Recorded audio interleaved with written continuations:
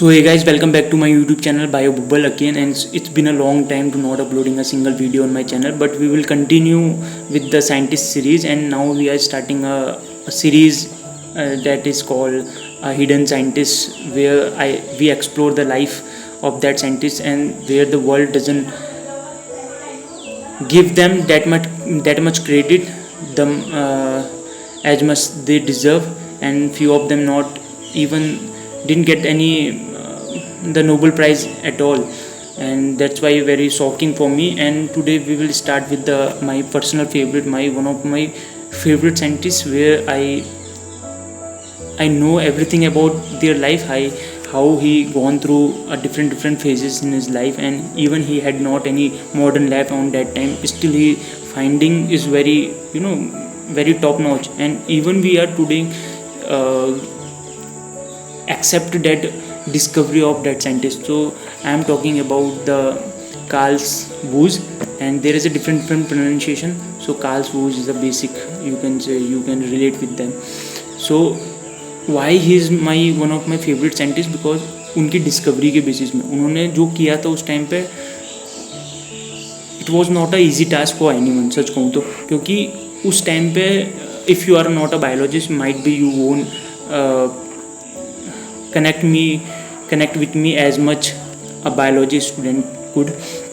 So होता क्या, उस टाइम पे there is a classification that was a 5 kingdom classification which we have classified the organism on the basis of their appearances, their morphology, on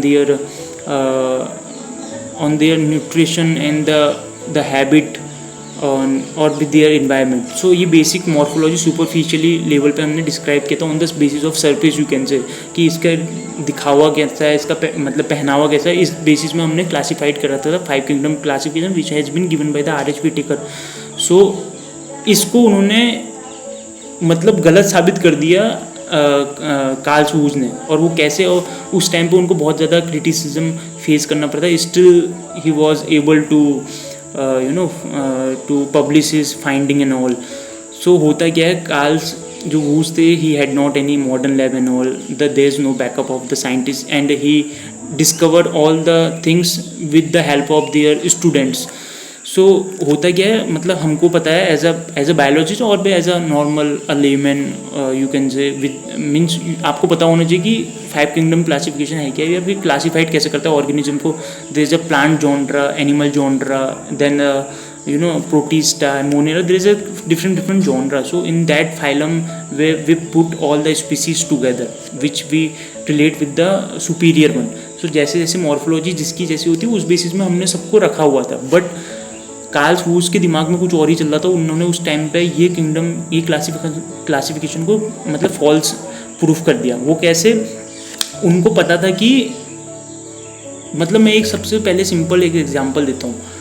एक बंदे ने एक party organize करी, he called everyone, he invite everyone on its party. So everyone came in the same dress.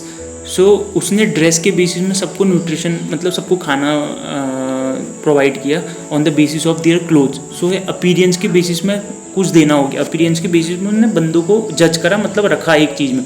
But Karl whose जो थे, उन्होंने क्या करा, उन्होंने बंदों को इन्वाइट करा, मतलब अपनी पार्टी में लोगों को बुलाया, तो उन्होंने उनको फूड जो प्रोवाइड किया on the basis of their DNA base करा, या फिर RNA, यू कैन से.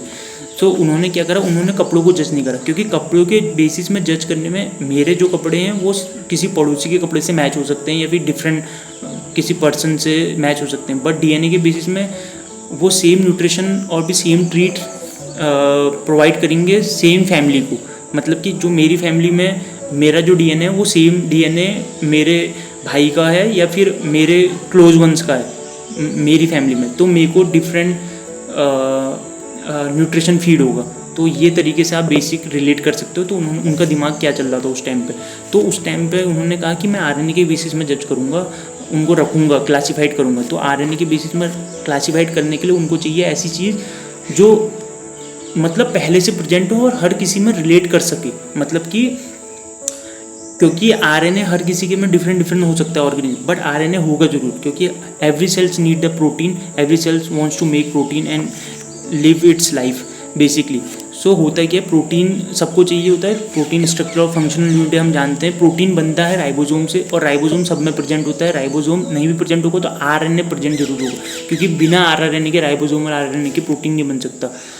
सो वो जानते ही थी से, तो उन्होंने सबसे पहले आरएनए एक्सट्रैक्ट करा ऑर्गेनिज्म से। फिर उन्होंने देखा कि आरएनए के जो न्यूक्लियोटाइड सीक्वेंस थे, means in today's time it's been easy like to using the sequencing or cross checking the sequencing, like the what kind of nucleotide sequencing I am getting and what kind of nucleotide sequencing a third person getting, so we can compare to each other by the basis of nucleotide sequence. But on that time that means it's not easy to comparison or with cross link two species on the basis of nucleotide.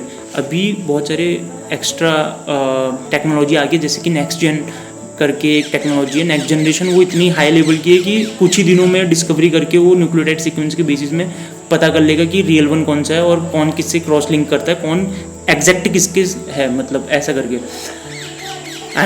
I don't know, might be you are getting me or not, but if you are a biology student, might be it's possible to understand my thinking and the Carl Wo's thinking, what he was thinking on that time.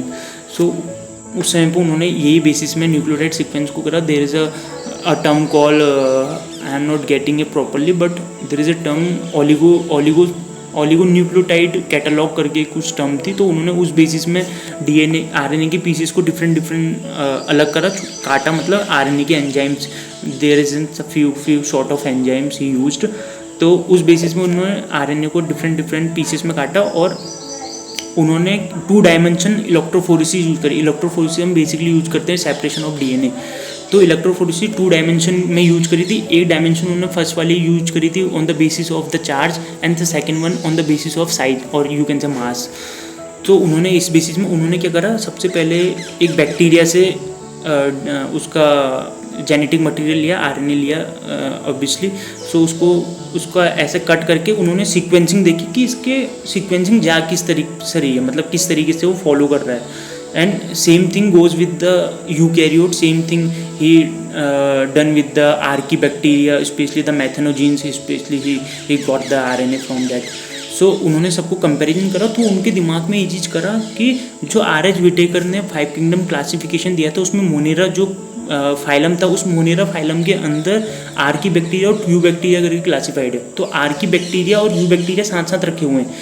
हालांकि जब Karl whose ने जब discovery करी तो Archie bacteria और you bacteria जो दोनों थे, ये बहुत दोनों एक दूसरे डिफरेंट थे, मतलब on the basis of genetic material. और आज तक हम उनको साथ में मतलब समझते थे कि ये दोनों एक, इनके जो एंसेस्टर हैं सेम है, बट ऐसा नहीं था। इससे पूरी दुनिया बूम हो गई, मतलब कि लोगों ने उन पर पॉइंट उठाने, क्रिटिसाइज करना स्टार्ट करते हैं in the initial phase of that discovery. So उनसे कहा कि on the basis of short kind of enzymes you are using and you are making the fail all the universe, ऐसा करके उन्होंने कुछ बोला, उन्हें क्रिटिसाइज वगैरह बहुत चीज़ करा। बट उन्होंने वहाँ ये चीज़ नहीं छोड़ा, उन्होंने डिस्कवरी कंटिन्यू करी। उन्होंने एक बार नहीं, 100 बार नहीं, 1000 बार ये चीज़ करा, सेम पैटर्न फॉलो करा, same nucleotide, same enzyme use करा, सेम टाइम के लिए यूज करा, सेम टेम्परेचर में यूज करा। करते करते उनको कम से कम सो मैनी ईयर्स, मीन्स लगभग 4 से 5 साल आराम से लग गए थे उनको, और भी 7-8 साल पता नहीं कितने लग गए थे। तो इतने साल बाद उन्होंने कंटिन्यू करते एक चीज़ करी और उन्होंने पब्लिश करा कि देखो ऐसा ऐसा चल रहा है, जो हम पढ़ रहे 5 किंगडम क्लासिफिकेशन, ऐसी कोई चीज़ एग्जिस्ट ही नहीं करती। मतलब जिस बेसिस में हम पढ़ रहे हैं वो दोनों एक दूसरे से मिलते जुलते ही नहीं है, सिर्फ हम कलर और अपीयरेंस के बेसिस में, मॉर्फोलॉजी के बेसिस में हम 2 चीज़ों को सेम नहीं मान सकते। उनका मानना ये था। तो उन्होंने उनका ही मतलब, जैसे कि मैं एग्जांपल और देता हूँ, एक एनालॉजी समझ लो कि 2 भाई हैं, दुनिया उनको मान रही कि 2 भाई हैं, 2 सगे भाई हैं, but on the basis of genetic material they are different, they are not same. So उनका मानना यही था कि तुम जेनेटिक्स के बेसिस में देखो कि ये सच में सेम है कि नहीं है करके। तो उन्होंने यही चीज़ करी। तो जब सारे एक्सपेरिमेंट हो गए, उन्होंने बहुत सालों तक ये करते करते उन्होंने देखा कि न्यूक्लियोटाइड सीक्वेंस इन दोनों के तो अलग अलग आ ही नहीं रहे, मतलब अलग अलग आ रहे हैं बट अलग अलग जॉनरा के हों, मतलब सेम जॉनरा के जो 2 सेम हमने पढ़े थे वो अलग अलग रहते थे, उनका ये मानना था। बट ऐसा करते हुए तो वर्ल्ड ने, मतलब पूरी दुनिया ने में उनका क्रिटिसाइज करते थे उस टाइम तक। तो उसके बाद 1990 और भी द 1991 के around there is a term called, there is a machine technology come that is called next generation. In next generation ये सारी चीज़ें बहुत आसान हो गई, न्यूक्लियोटाइड सीक्वेंसिंग को मैच करना, ये करना, तो सेम थिंग रिपीट करी गई उनके काम को चेक करने के लिए.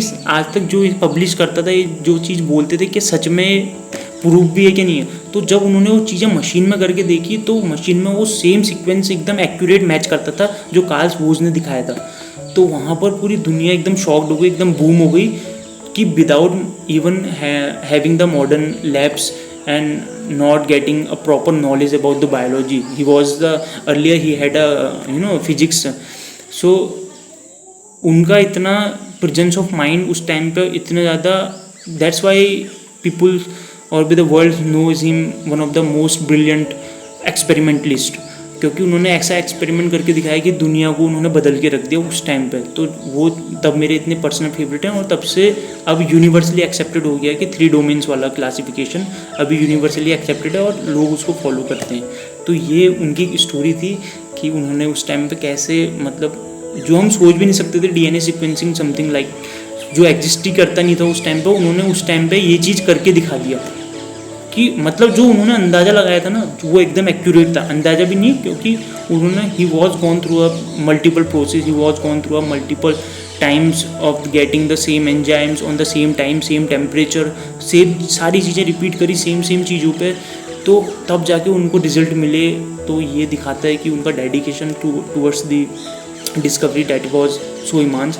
And the sad thing about his life, he wasn't getting any Nobel prizes, any recognition from the world, but कहीं ना कहीं उनकी जो डिस्कवरी थी वो अभी भी मतलब अभी भी हम लोग पढ़ते हैं और बहुत ज़्यादा इम्पैक्टफुल रहती है कि उन्होंने उस टाइम पे वो चीज़ नहीं होने के बावजूद भी ही survived and he made a great difference. So that's why people knows him one of the brilliant scientists. So that was the Carl Woese story, and I hope you enjoyed it. The video would be a little bit long, 12 or 13 minute kind of, and I hope you enjoyed that video. And if you did, so please share this video with your colleagues and with your friends who will be a curious one, who has a curiosity in the scientist or in the biology field. So that's all for today. So we will come back with the new video and with the new scientist, the new discovery. So be happy till that, and do subscribe my channel. Thank you.